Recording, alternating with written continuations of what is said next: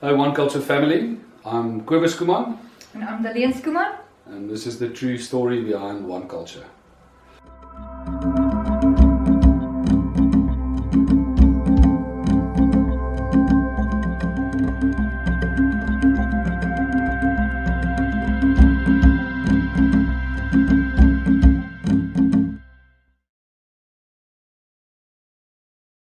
We are high school sweethearts that's been together longer than not.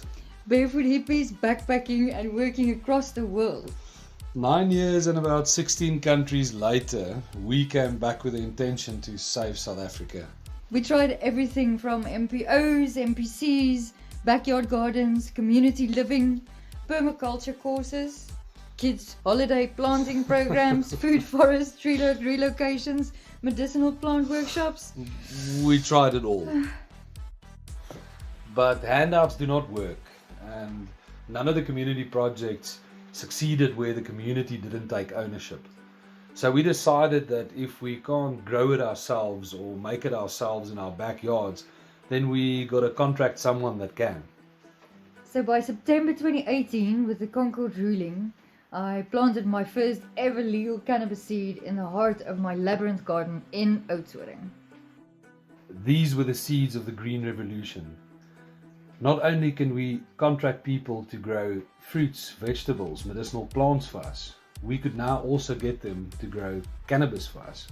Around campfires, boardroom tables, and inside lawyer chambers, the seeds started sprouting. We formulate this model further and propose it to Canapax, and in December 2018 open Canapax Coffee Shop and Nursery in Oudtshoorn. By the end of February 2019, we realized that Canapax and all the shops in the rest of the country are operating on a completely different model. Seeing that we've always had open communication with the public prosecutor, the local SAPS and law enforcement, we explained our predicament to them. We took the next 2 months explaining the model to everyone else that would listen. National Prosecuting Authority, Hawks, Community Policing Forum. In early May 2019, from one community in unity, One Culture Social Club starts growing. Within a few weeks and with hundreds of members, we launch a logo competition. And the winner is Chris Slubber with a design inspired by the very same labyrinth. With almost 1,000 members within the first 6 weeks, news spread fast of One Culture and phone calls came in night and day. The Green Revolution started and everybody wanted to know how to get involved. It was not enough that we made a video explaining exactly how anyone in the country could do what we were busy with.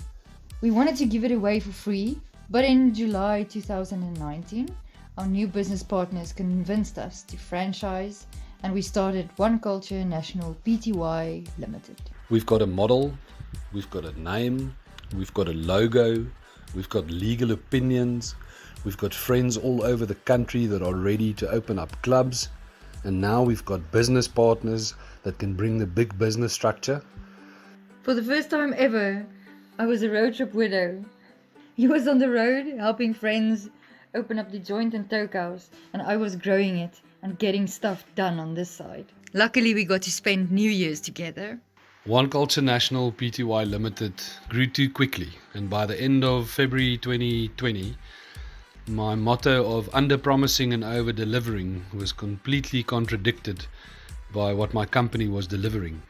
Lockdown proved to be the breakdown of One Culture National Pty Limited. And while our clubs and shops were operating as essential services, it became apparent that there was a clear clash of values between the partners. By the first week of June, One Culture National Pty Limited's non-deliverance meant that franchises and growers were cancelling one after the other. On the 5th of June, I resigned as director of One Culture National Pty Limited.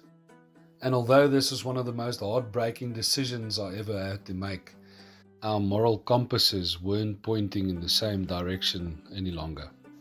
On the 6th of June, we went back to our roots.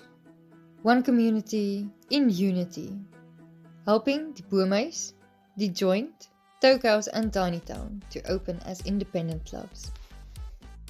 Cannabis social clubs with their own constitutions, names, clubhouses, logos, members, and growers.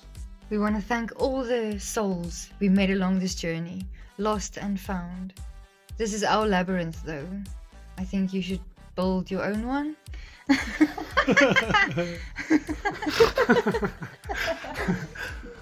But then 2 months later, 15,000 kilometers on the road, 145,000 rand in legal fees, and a visit to the Cape Town High Court, and then the judge throwing it out on the fact that it's not an urgent matter and dismissing it with costs to the applicants. So here we are, complying fully with their requests that we do not associate in any way, shape or form with One Culture National Pty Limited. We think it's all in the name. One community, in unity, one culture. For that reason, we've decided to keep the name One Culture, keep the One Culture logo as the name and logo for our social club in Oudtshoorn, as it was supposed to be. For Oudtshoorn. By Oudtshoorn. So if you see this logo anywhere else, and if you see this logo for sale anywhere else, and if you see someone outside of Oudtshoorn with this logo, they must be fans, because it's not One Culture and it's not One Culture Oudtshoorn.